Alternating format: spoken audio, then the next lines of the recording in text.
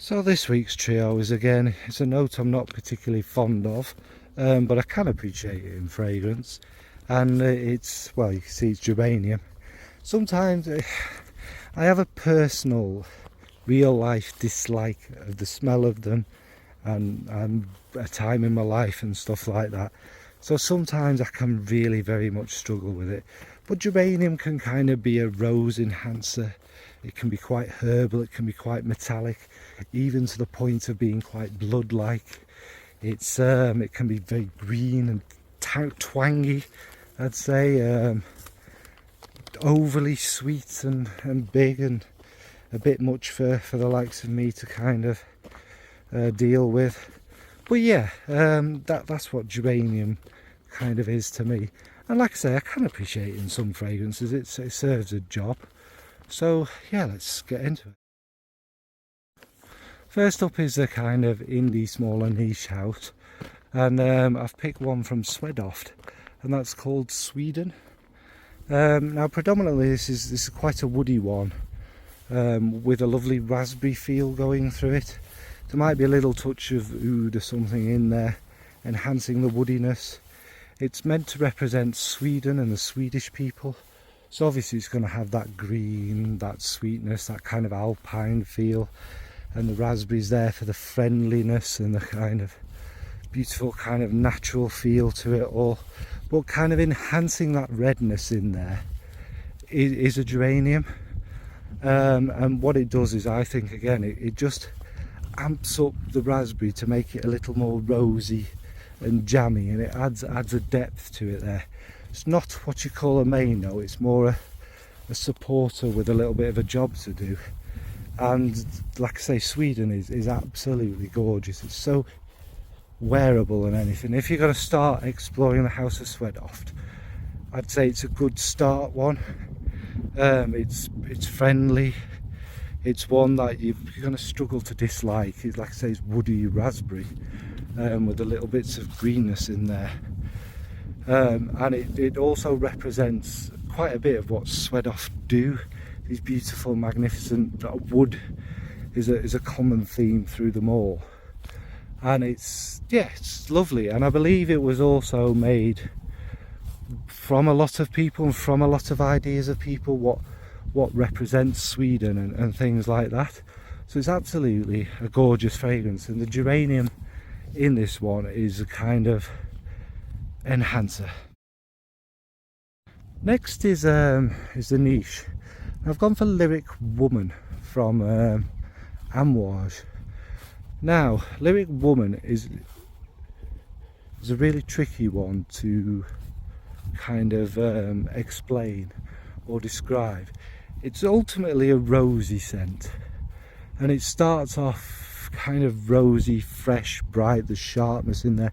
The geranium is definitely very noticeable in that early stages with the little metallic strings going through it all, and it adds a freshness with the roses. There's obviously a lot of roses in there, and it's very fresh. And then as it develops, it gets a little bit randomly fruitier. I'm not entirely sure there's any fruits listed. If there is, I can't remember.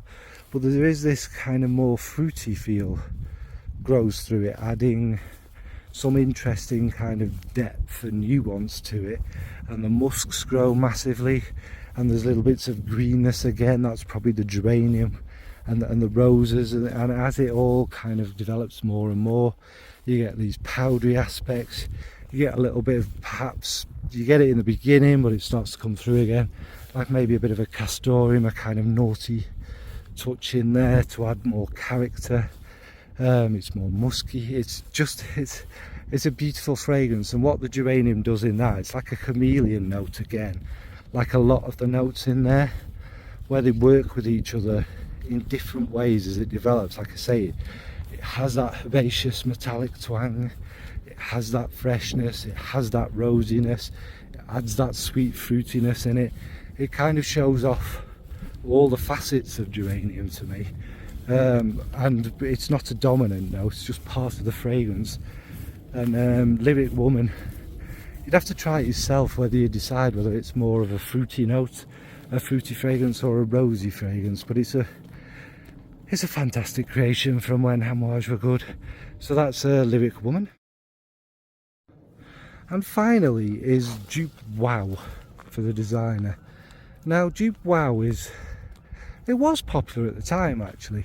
Again, it's not the easiest to describe because it's not the most natural fragrance on earth, and it's very dupe-like. It's more one fragrance. There's not a lot of development or nuances about it. But what it is it's this kind of rich cashmere in the base. There's this kind of cherry feel. Now, is there almond or something in it? I'm not sure. There's this kind of cherry sweetness. It also feels a bit like La Nuit de l'Homme. It's not the same, but it has that feel of it, you know, that kind of fresh, rich, kind of nighttime, romantic, kind of spicy fragrance.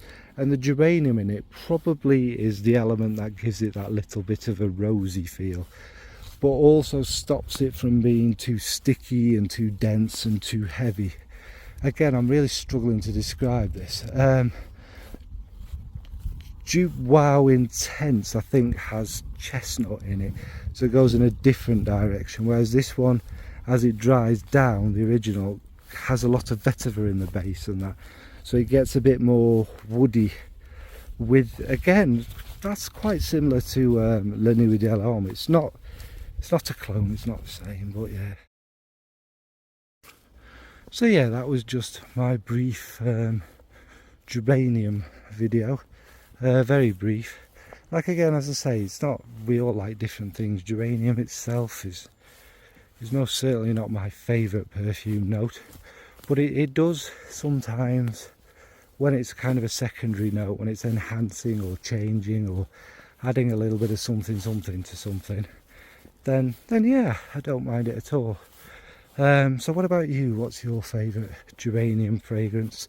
What sort of geranium do you like the most? Are you a fan of that metallic twang and greener feel and that? Or do you prefer a more kind of rosy one, etc.? Alright folks, don't need to make this longer than it needs to be. Thanks folks, bye.